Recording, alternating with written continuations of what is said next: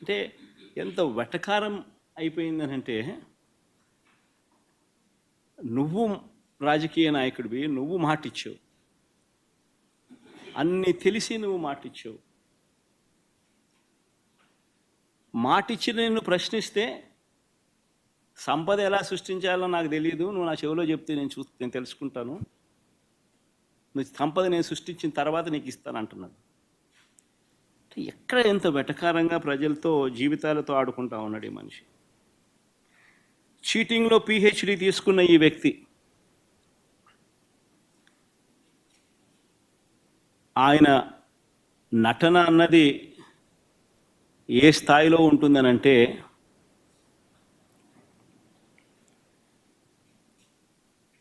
తానిచ్చిన హామీలను తానే ఎగరగొడతాడు. ఎగరగొట్టి చాలా బాధగా ఉంది అంటాడు, ఆవేదనగా ఉందంటాడు, రాష్ట్రం క్లిష్ట పరిస్థితుల్లో ఉందంటాడు, భయం వేస్తుంది అని కూడా అంటాడు, రాష్ట్రం ధ్వంసం అయిపోయింది అని కూడా అంటాడు. ఇవన్నీ కాక అనేటప్పుడు ఆ చేతులు ఊపడము, మాట్లాడడము, దాన వీర శూర కర్ణ. ఎన్టీ రామారావు గారి సినిమా మీరు చూశారో లేదో కానీ, ఆయనకు కాదు ఏదైనా అవార్డు ఏదైనా ఉంటే నటనలో అవార్డు ఇవ్వాల్సింది, చంద్రబాబు నాయుడు గారికి అవార్డు ఇస్తే ఇంకా బాగా పర్ఫెక్ట్గా సరిపోతుంది. ఆ స్థాయిలో నటించే కార్యక్రమం.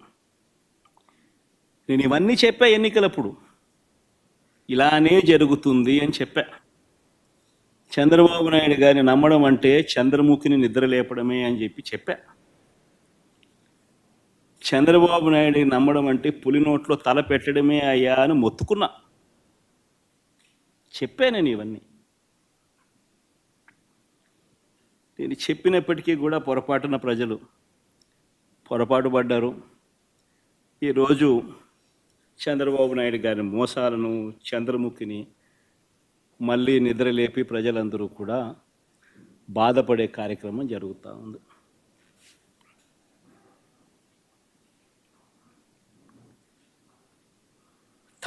చంద్రబాబు నాయుడు గారు ప్రజలను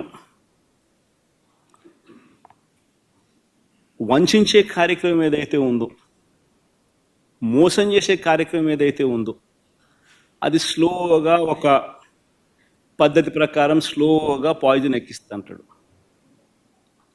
తన అబద్ధాల ఫ్యాక్టరీలో నుంచి అబద్ధాలను బయటికి తీస్తాడు. దానిని ఈనాడు, ఆంధ్రజ్యోతి, టీవీ5 వీళ్ళంతా కూడా రకరకాల పద్ధతుల్లో పబ్లిసిటీ ఇస్తారు. చంద్రబాబు నాయుడు తప్పే లేదన్నట్టుగా, రాష్ట్రం ఇలాంటి పరిస్థితిలో ఉంది కాబట్టి ఆయన చేయలేకపోతా ఉన్నాడు అన్నట్టుగా ఇంప్రెషన్ ఇస్తూ అలా అలా అలా అలా అలా స్లో పాయిజన్ ఇచ్చుకుంటూ పోయే కార్యక్రమం జరుగుతూ ఉంది. ఒక పద్ధతి ప్రకారం, ఒక ప్లాన్ ప్రకారం. ఆయన చెప్పే అబద్ధాలు, అవి అబద్ధాలని తెలిసి కూడా, అది వక్రీకరణ అని తెలిసి కూడా, తెలిసినా కూడా అవే నిజాలు అన్నట్టుగా మళ్ళీ ఇదే ఈనాడు, ఇదే ఆంధ్రజ్యోతి, ఇదే టీవీ5 దాన్ని అలా బుల్డోజ్ చేసుకుంటూ పోతాయి. మొన్న ఈ మధ్యకాలంలో నీతి ఆయోగ్ పేరుతో కొత్త డ్రామాలు మీరంతా కూడా చూసే ఉంటారు. మొన్న ఈ మధ్యకాలంలో నా యాబ్సెన్స్లో నీతి ఆయోగ్ అని చెప్పి ఒకటి చంద్రబాబు నాయుడు ప్రజెంటేషన్ అని చెప్పి ఒక కొత్త డ్రామా చేశాడు. చంద్రబాబు నాయుడు గారు చూపించిన రిపోర్ట్లు ఏమిటి, వాస్తవాలు ఏమిటి అని చెప్పి కూడా ఒక్కసారి నేను చెప్తా. ఎవరైనా కూడా కంపేర్ చేసేటప్పుడు తన 5 సంవత్సరాలు, మన 5 సంవత్సరాలు మొత్తంగా కంపేర్ చేసి ఇది వాస్తవాలు అని చెప్పాలనా లేదా? మామూలుగా ఎవరైనా కూడా చిత్తశుద్ధి ఉన్న వాళ్ళైతే. కానీ ఈ మనిషి ఏం చేశాడు? ఈ చెద్దమని చంద్రబాబు నాయుడు గారు ఆయన పాలనలో బెస్ట్ ఇయర్ తీసుకున్నాడు. ఒకటే ఒక సంవత్సరం, 2018-19. మన పాలనలో వర్స్ట్ ఇయర్ తీసుకున్నాడు, ఒకే ఒక సంవత్సరం, 2022-23 సంవత్సరం. తీసుకొని పోలిక చూపిస్తూ, రాష్ట్రం సెలెక్టివ్గా పోలిక చూపిస్తూ చాలా అన్యాయమైన పరిస్థితిలో ఉన్నట్టుగా ఇంప్రెషన్ ఇచ్చాడు. నేను ఇప్పుడు మీకు ఆ 5 ఏళ్ళ డేటా ఇస్తాను. చంద్రబాబు నాయుడు గారు 5 ఏళ్ళ డేటా, వైఎస్ఆర్సీపీ ప్రభుత్వానికి సంబంధించిన 5 ఏళ్ళ డేటా. అందులో చంద్రబాబు నాయుడు గారు చెప్పిన ఆ సంవత్సరం కూడా కనిపిస్తుంది, ఒక సంవత్సరం. దాని తర్వాత మీరే చెప్పండి, ఎవరు ఆర్థిక విధ్వంసం చేశారో అన్నది ఎవరో మీరే చెప్పండి. ఆ డేటా ఒక్కసారి చూపించము, ఒకసారి టేబుల్ 1 ఒకసారి చూపించము ఒకసారి. ఇన్ఫ్యాక్ట్ మా హయాంలో ఇంకోటి గుర్తుపెట్టుకోవాల్సిన అంశం, చాలా గుర్తుపెట్టుకోవాల్సిన అంశం ఒకటి ఉంది. మా హయాంలో 2.5 సంవత్సరం కోవిడ్. మా హయాంలో, వైఎస్ఆర్సీపీ హయాంలో 2.5 సంవత్సరం కోవిడ్. చంద్రబాబు నాయుడు గారి హయాంలో కోవిడ్లు లేవు, పాండమిక్లు లేవు, ఇంకొకటి లేవు. క్యాపిటల్ ఎక్స్పెండిచర్ ఒక్కసారి గమనించండి, ఎవరు ఆర్థిక విధ్వంసం చేశారు అన్నది ఒకసారి గమనిద్దాం. 2014 నుంచి 2019 దాకా చంద్రబాబు నాయుడు గారి హయాంలో యావరేజ్ క్యాపిటల్ ఎక్స్పెండిచర్ అంటే మూలధన వ్యయం, అంటే ఆస్తుల కల్పనలో భాగంగా చంద్రబాబు నాయుడు గారి హయాంలో ఏ మేరకు క్యాపిటల్ ఎక్స్పెండిచర్ చేశాడు అని చెప్పి చూస్తే, యావరేజ్ ఆయన హయాంలో 13,860 కోట్ల రూపాయలు ఆయన క్యాపిటల్ ఎక్స్పెండిచర్ చేస్తే, మా హయాంలో కోవిడ్ లాంటి సమస్యలు ఉన్నా కూడా, కోవిడ్ లాంటి విపత్కర సమస్యల్లో కూడా ఒకవైపున ప్రజలకు తోడుగా ఉంటూ ఆదుకుంటూ, మరోవైపున క్యాపిటల్ ఎక్స్పెండిచర్ మీద మూలధన వ్యయం కింద మా యావరేజ్ ఎక్స్పెండిచర్ 15,632 కోట్ల రూపాయలు మేము ఖర్చు చేశాం.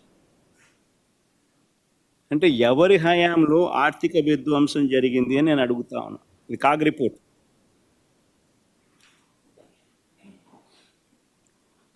CAG report.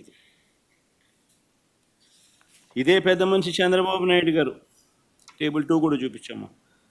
సోషల్ సర్వీసెస్ కింద ఖర్చు తీసుకొని చంద్రబాబు నాయుడు గారు కేవలం ఒకే ఒక్క సంవత్సరాన్ని చూపించాడు. చూపిస్తూ సోషల్ సర్వీసెస్ కింద చేసిన ఖర్చు గురించి తాను మాట్లాడాడు. 2018-19లో సోషల్ సర్వీసెస్కి సంబంధించిన క్యాపిటల్ ఎక్స్పెండిచర్లో, మూలధన వ్యయంలో సోషల్ సర్వీసెస్కి సంబంధించింది తాను చూపించాడు. 2018-19లో 2,866 కోట్లంట, 2022-23లో 447 కోట్లను మాత్రమే చూపిస్తూ ఆయన హయాంలో ఎంతో ఖర్చు పెట్టేట్టుగా సోషల్ సర్వీసెస్ మీద, మూలధన వ్యయంలో క్యాపిటల్ ఎక్స్పెండిచర్ సంబంధించిన సోషల్ సర్వీసెస్, క్యాపిటల్ ఎక్స్పెండిచర్లో సోషల్ సర్వీసెస్ మీద అని చెప్పి చెప్పుకొచ్చాడు. కానీ ఆ 5 ఏళ్ల పీరియడ్ ఒకసారి గమనిస్తే,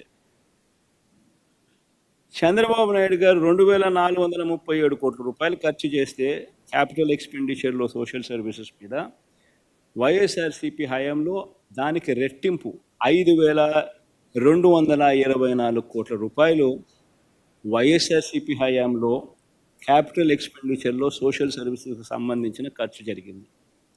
ఇది కూడా సోర్సు కాగ్ రిపోర్ట్. మరి ఈ రకంగా వక్రీకరించడం, కేవలం ఆయన బెస్ట్ ఇయరు మన వర్స్ట్ ఇయర్ ఒకే ఒక సంవత్సరం తీసుకొని దాన్ని వక్రీకరిస్తూ రాష్ట్రం విచ్ఛిన్నమైపోయినట్టుగా ప్రొజెక్షన్ ఇవ్వడం ధర్మమేనా అని అడుగుతా ఉన్నా. చంద్రబాబు నాయుడు గారి మనస్తత్వానికి, వక్రీకరణకు ఇది అర్థం.